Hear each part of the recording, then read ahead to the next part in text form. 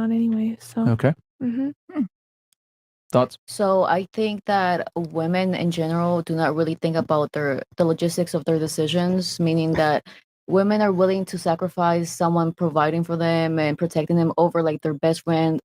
And that's why they end up like 40 at the club with their best friend single. Like, you know, I would prioritize a man that's actually doing something for me, you know, over my best friend that's not. What is she providing for me that, you know? So. Okay. All right. I thought that like my comment on the video would be that I was very shocked, but also not really shocked because nowadays like everybody's in hookup culture and like they think it's cool to cheat and they think it's like cool to use men for money and stuff like that. So I wasn't really shocked because they were like, yes, girls first. And like that's kind of like the whole culture right now. So it made sense. Do you think we have a hookup culture right now? Yeah. yes. I would argue there's a female hookup culture, but there's not a male hookup culture is what I would argue.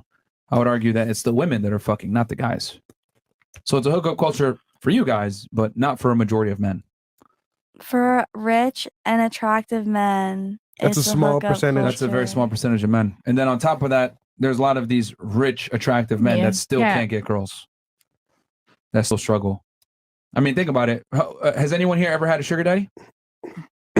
Okay.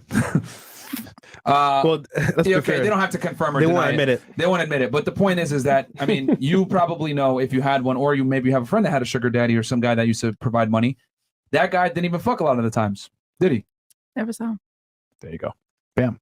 So even if you have money, you still are going to struggle to some degree. So I would argue against there being a hookup culture. I would argue that there's a hookup culture only for women, not for men.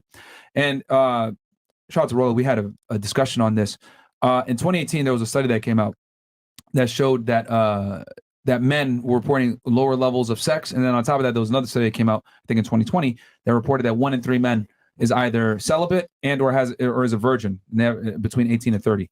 So, I mean, even in your personal lives, look how many guys hit on y'all on a daily basis. You don't talk to all those guys. You curve most of them. So that alone tells you those guys aren't getting laid from even you, but you know they get curved all the time. So it happens. I mean, you could be like a great asset on paper as a guy, and a girl will still curve you. Yeah, like that's just how it goes. You know what I'm saying? Like women curve you for any reason whatsoever. Like you can have all your shit together and still take it out.